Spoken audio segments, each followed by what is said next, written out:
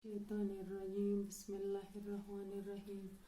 अजीज़ बच्चों, हम फैज़ अहमद फैज़ की गज़ल नंबर 1 की तशरीह कर रहे हैं। तो पहले मैं आपको गज़ल के बारे में कुछ जानकारी दूँ। गज़ल का मफ़हूम यही होता है महबूब से इश्क या गुफ्तगू करना। तो महबूब एक इंसान ही होता है, मर्द, खा वो मर्द हो या जन हो। लेकिन फैज़ जब महबूब की बात करता है तो इसका महबूब कोई इंसान नहीं बल्कि उसका महबूब वतन है, उसका इश्क वतन की मोहब्बत है। फैज़ अहमद फैज़ एक इनकलाबी शायर थे।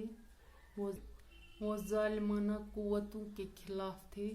वो ये चाहते थे कि जालिम के साथ टकरा जाओ। अगर जालिम के हाथों मारे गए, जिल्लत की ज़िंदगी से इज़्ज़त की मौत बेहतर है।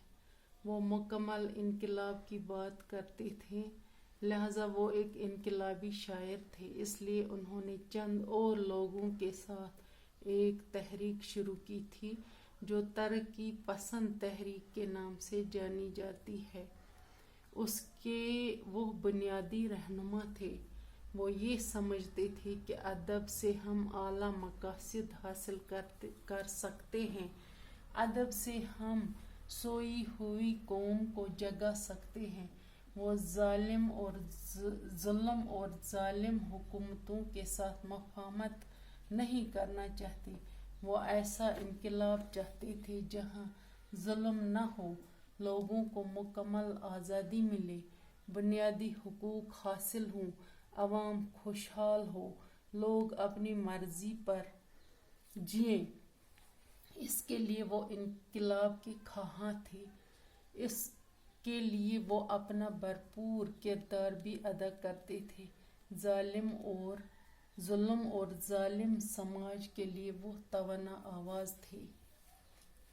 तो अब हम शेर नंबर 3 पर आते हैं। गज़ल नंबर 1 की तीसरी शेर। बड़ा है दर्द दिल का रिश्ता, ये दिल गरीब सही, तुम्हारे नाम पे आएंगे गमगुसार चले। शायर इस शेर में फरमाते हैं, ये हम जान गए कि फैज़ अहमद फैज़ का इश्क वतन से था। वो वतन को अपना महबूब कहते थे। वो इस शेर में ये फरमाते हैं कि मुझे मेरे महबूब के साथ दर्द का रिश्ता है। इसके लिए एक अजीम दिल और एक बड़े हौसले की ज़रूरत है। लेकिन मेरा दिल एक गरीब है। मैं दिल का गरीब हूँ। मेरी आरज़ुओं की कीमत नहीं। मैं ये मानता हूँ कि हम एक दूसरे का दर्द समझते हैं, हम एक दूसरे का दर्द जानते हैं। यानी मेरा वतन और मैं एक दूसरे का दर्द जानते हैं। जहाँ ऐ मेरे महबूब, जहाँ तेरा नाम लिया जाएगा, ये बात अलग है कि वहाँ से मायूस होकर मैं पलटूं, इससे कोई फर्क नहीं पड़ता। अब चौथे शेर पे आते हैं। जो हम पे गुजरी सो गुजरी, मगर शब हिजरा हमारे अशक तेरी आकिबत सवार चले। शायर फरमाते हैं कि मेरे महबूब, तुझसे जुदा होने के बाद जुदाई के रातों में मुझ पर क्या गुजरी। ये जो फैज़ अहमद फैज़ है, उसको 4 साल की कैद हुई थी। उस वक़्त अंग्रेज़ों की बर्बरियत मुल्क में जारी थी। तो शायर वहाँ कैद में ये कहता है कि ऐ मेरे महबूब, तुझसे जुदा होने के बाद जुदाई के रातों में मुझ पर क्या गुजरी। ये मेरा दिल ही जानता है, जुदाई की रातें कितनी तकलीफ दह होती हैं।